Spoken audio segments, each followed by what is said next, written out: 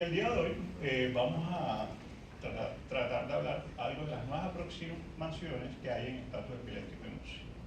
Entonces le damos inicio. Bien. Como todos sabemos, la definición del estatus epiléptico es una actividad convulsiva, clínica o electrográfica que dura más de 5 minutos o que son convulsiones, varias convulsiones que entre una y otra no hay recuperación de la línea de base neurológica. Es importante, pues, después del 2008 se estableció esta definición, se generalizó, pero hay una propuesta que en el 2015 se genera a partir de la ILAE, que es el Instituto, la Liga Internacional contra la Epilepsia, que habla de, según una definición teniendo en cuenta los hallazgos fisiopatológicos, y habla de aquellos mecanismos, aquella condición que resulta del fracaso de los mecanismos que inhiben las convulsiones o el inicio de esos elementos excitatorios que producen convulsiones anormalmente prolongadas. Y la ILAE define dos tiempos, un primer tiempo y un segundo tiempo. El primer tiempo básicamente radica en aquel inicio del estado epiléptico como la alteración de la homeostasis entre la inhibición de las convulsiones y la producción de las convulsiones excesivamente prolongadas. Después habla de un segundo tiempo, que es el T2, que se estableció en ese punto de partida donde se ha encontrado hallazgo histopatológico de lesión neuronal. Y ya se sabe que es a partir de los 30 minutos. A partir de ahí, pues ya se sabe que hay daño neurológico y ya depende clasificarlo dependiendo si responde o no al tratamiento de las benzodiazepinas. Se clasificaría a estado epiléptico refractario o superrefractario si responde o no a la primera y segunda línea terapéutica. Además, la ILAE establece, según los hallazgos fisiopatológicos, una tabla operacional que habla de que los hallazgos que se han encontrado en los pacientes de estado epiléptico tónico-clónico, el T1, o sea, esos mecanismos que se alteran de la homeostasis inhibitoria y excitatoria, se produce a los 5 minutos, en el focal a los 10 minutos y en el de ausencia de 10 a 15 minutos. ¿Qué pasa en T2? Que es donde hay daño neuronal a nivel histológico. En tónico-clónico es aproximadamente a los 30 minutos, pero si vemos que es diferente en el focal a los 60 minutos y en ausencia actualmente es desconocido. Entonces, no todos los estados epilépticos actualmente tienen un comportamiento igual. El más estudiado es el tónico-clónico, que es el que tiene mayor incidencia.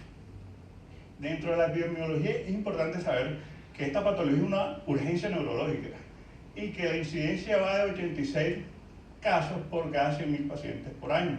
Y esto es importante tenerlo en cuenta porque esto actualmente es un subregistro, ya que el uso de electroencefalografía continua no está generalizado en todas las unidades de cuidado intensivo. Aproximadamente el estado epiléptico es el 20% de todas las urgencias neurológicas.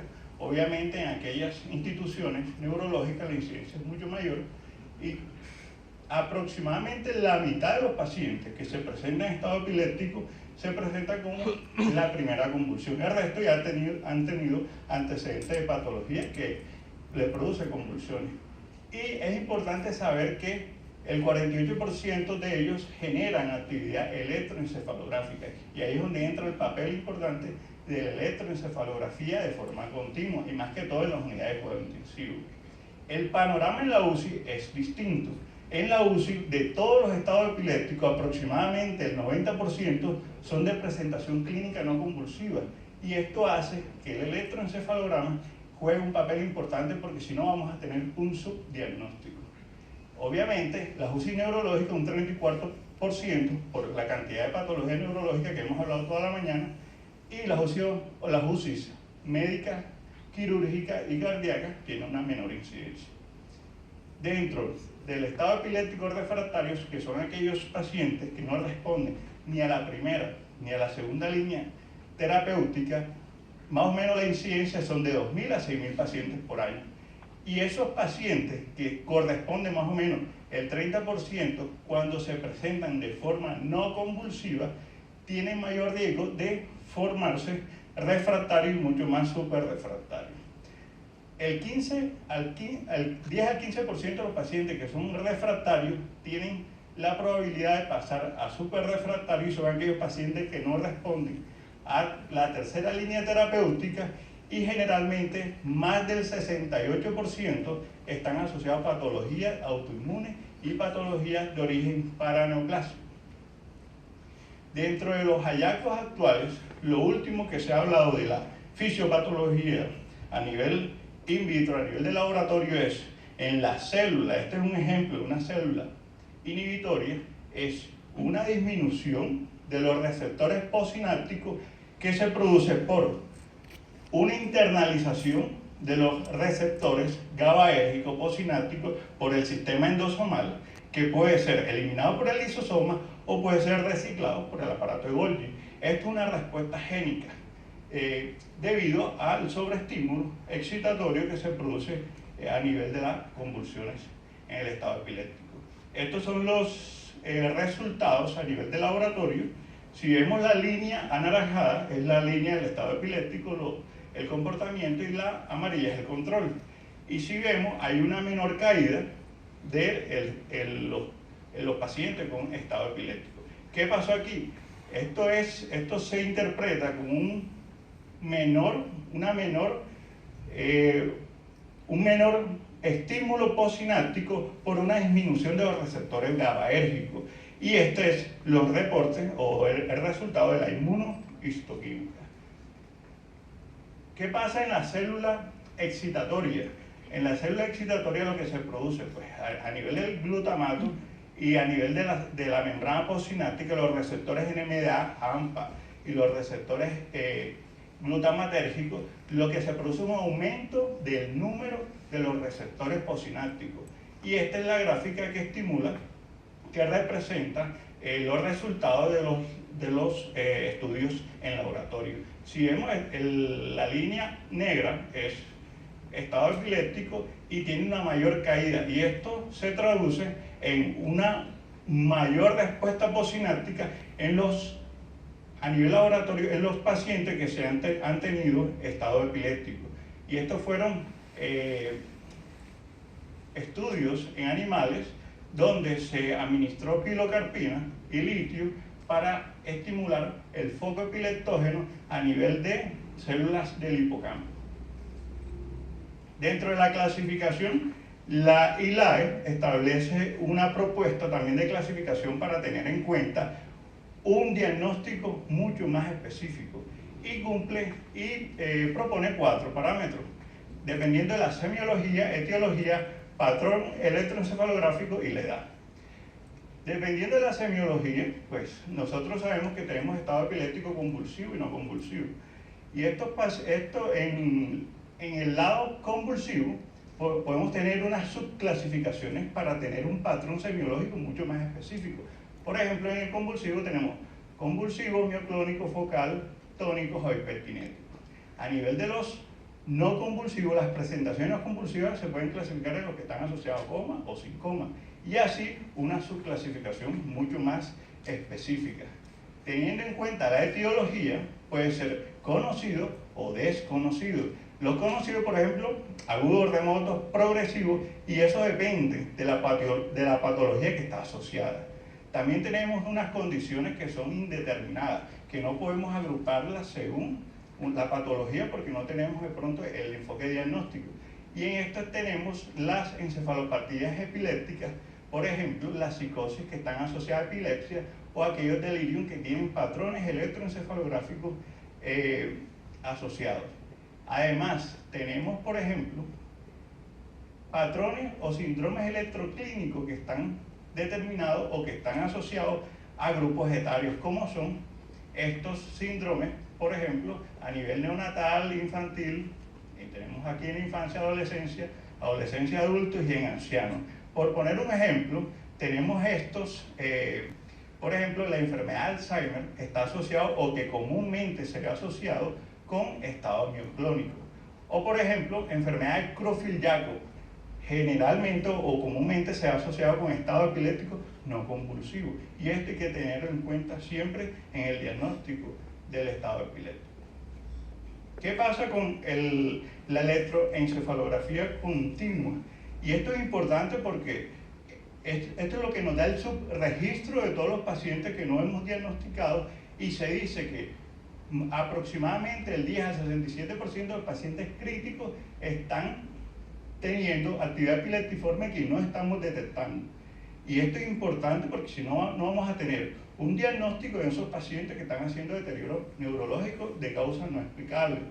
Y las principales indicaciones de la electroencefalografía de forma continua son crisis no convulsiva, estado epiléptico no convulsivo y el seguimiento de aquellos pacientes que le estamos haciendo tratamiento para tratamiento antiepiléptico, estados epilépticos, por ejemplo, estado epiléptico refractario o aquellos que tienen coma terapéutico. No se debe hacer coma terapéutico si no tenemos el electroencefalograma.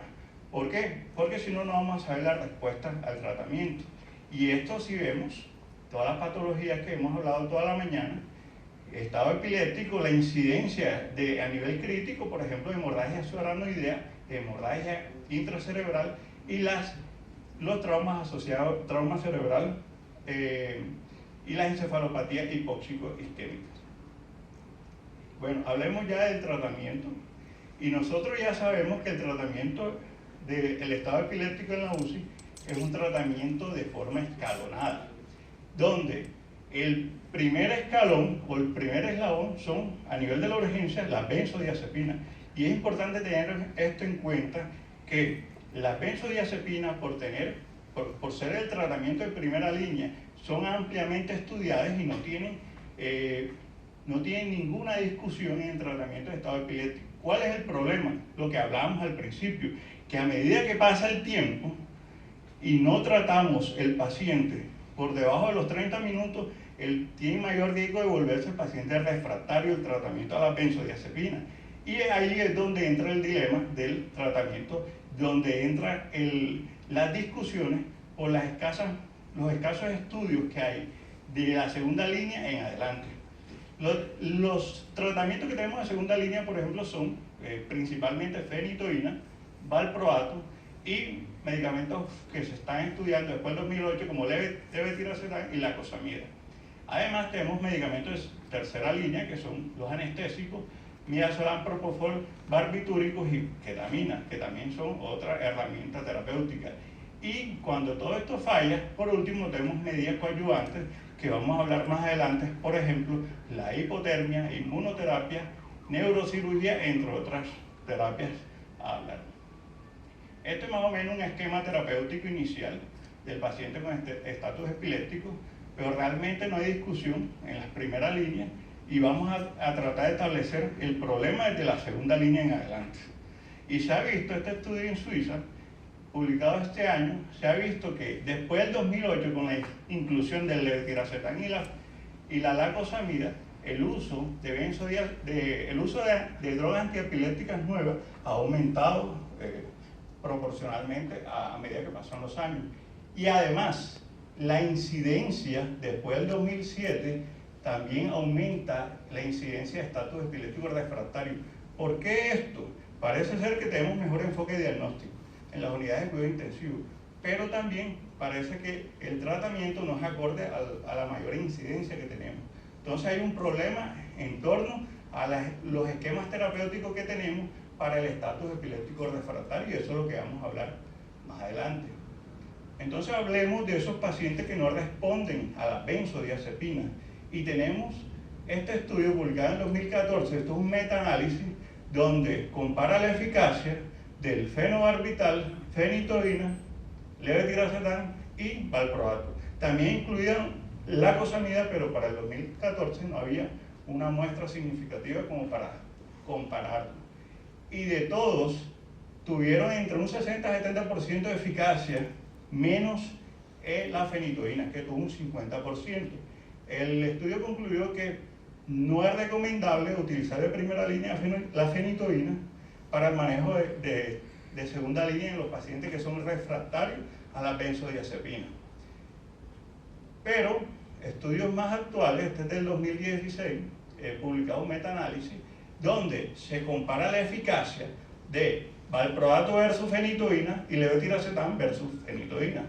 Y lo que el resultado es que no hay una diferencia significativa en la eficacia de la fenitoína versus valproato y versus levetiracetam. Así que el uso de estas tres moléculas puede ser beneficioso en los pacientes que no responden al tratamiento de la benzodiazepina. Otro fármaco nuevo, además del levetiracetam, es la lacosamida. La lacosamida, un fármaco que se incluyó en 2009, se ha tratado de estudiar más adelante y mire que ya en este estudio publicado en 2017 se habla de lacosamida versus valproato, buscando la eficacia porque el valproato generalmente de segunda línea ya se ha estudiado de forma eficaz. ¿Y qué dice el estudio? Que no hay diferencia significativa entre el uso de lacosamida versus valproato, no hay una P significativa o una diferencia para el uso de lacosamida. O sea, el uso de las dos moléculas actualmente puede estar bien indicado en los pacientes que no responden a benzodiazepina. Y lo que sí se vio es que hay mayores efectos adversos en valproato. 6 pacientes tuvieron disfunción hepática. Bueno, estos pacientes que ya después de la segunda línea terapéutica, lo que es fenitoína, por ejemplo, lacosamida, valproato, levetiracetam, no responden a ellos, tenemos como una alternativa el coma terapéutico, que es el manejo con infusiones intravenosas. Desde hace mucho tiempo se ha visto que el coma terapéutico se ha asociado a peor resultado, y eso es lo que se ha tratado de estudiar actualmente. Si el uso de coma terapéutico siempre se ve con mayor mortalidad o mayor discapacidad. Este estudio del 2015 compara estos 4 anestésicos, propofol, midazolam, angiopental, ketamina, dependiendo de si retorna a la línea de base, si hay nueva discapacidad o la mortalidad. Y pues básicamente habla que no hay diferencia significativa en ninguno de estos 4 fármacos. Y además, los 50 pacientes que se llevaron a coma terapéutico tuvieron mayor mortalidad, mayor discapacidad, tuvieron mayor estancia hospitalaria, pero este estudio no comparó los pacientes que tenían drogas, los que tenían infusiones de anestésicos continuos versus los que no tenían. Entonces, en el 2016 en Suiza se publica este estudio. Este estudio son 2 centros, evalúan, uno de 406 pacientes, otro de 144, evalúan pacientes que sí administraron anestésico intravenoso y los que no administraron anestésico intravenoso. ¿Cuál fue el resultado? Se dio cuenta, pues la idea era ver cómo era el resultado de la escala de resultados de Glasgow, que es una escala de deterioro neurológico, secuela y mortalidad. Y se dieron cuenta que los pacientes que tenían anestésicos intravenosos tenían peor pronóstico, peor mortalidad, y tenían la escala de GOS, la escala de resultados de Glasgow, más desfavorable. Así que entonces se concluye con este último estudio que fue el último que se ha publicado, y en comparación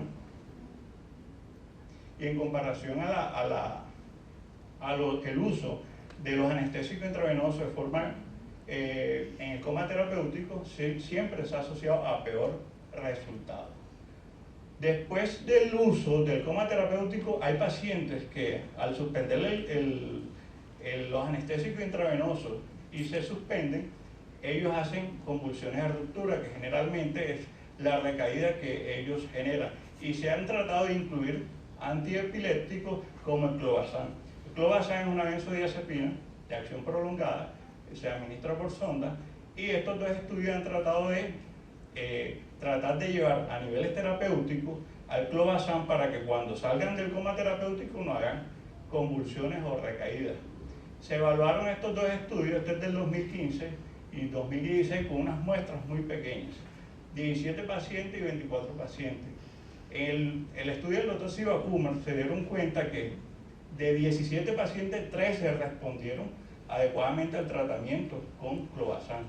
Pero en el 2016, del Dr. Domiri, solo 6 pacientes de 24 respondieron. Así que actualmente, y con estas muestras muy pequeñas, no hay un beneficio entre el clobazam y el uso para los pacientes con estado epiléptico refractario. En animales, y como hablaron en las charlas de la mañana, la hipotermia se ha visto a nivel de laboratorio, el uso de hipotermia disminuye el foco epileptógeno hasta 50 veces el estímulo. Y eso es lo que ha tratado de evaluarse a nivel de humanos. Este estudio, publicado en 2016, el estudio Ibernatus, evaluó el uso de hipotermia. Tenemos hipotermia de 34 a 32 grados centígrados versus la normotermia y el control. Y realmente en los resultados no se encontró ninguna diferencia significativa en el uso de la hipotermia para el estado epiléptico refractario. Pero sí se vio que los pacientes que tenían hipotermia tenían mayor incidencia de infecciones, tenían mayor neumonía y además tenían mayor estancia hospitalaria. Entonces, el uso de hipotermia no está recomendado como uso rutinario en la actualidad. Si bien sabemos que dentro de la fisiopatología del estado epiléptico de origen autoinmune están los anticuerpos asociados a la epilepsia contra aquellos receptores excitatorios como los anticuerpos anti-NMDA. Podemos inferir bajo esa fisiopatología que el uso de inmunomoduladores como inmunoglobulina G y además plasmaféresis está bien explicado para el uso de la estatus epiléptico refractario. Y entonces se evaluaron estos dos estudios. En 2017 se evaluaron, es una revisión sistemática de una serie de pacientes, todos en su totalidad tenían estado epiléptico de origen autoinmune y se le hizo tratamiento con inmunoglobulina. ¿Cuáles fueron los resultados? Realmente menos del 50% de los pacientes tenían buenos resultados o cese de las convulsiones en estado epiléptico, pero este trabajo tuvo muchas complicaciones, que eran que estos pacientes previos ya habían tenido otros tratamientos como terapia biológica o como tratamientos como corticoides. Así que eso hacía que realmente el estudio no tuviera una orientación adecuada. Igual pasó con la plasmaféresis. La plasmaféresis, en este estudio publicado en 2016, pues además de que las muestras eran muy pequeñas, 27 pacientes, solo el 50% respondieron a la plasmaféresis y también tenían tratamientos previos anteriores, incluidos inmunoglobulinas. Así que todavía el uso de inmunoglobulinas y plasmaféresis no se ha visto una correlación con el beneficio de los pacientes con estado epiléptico refractario.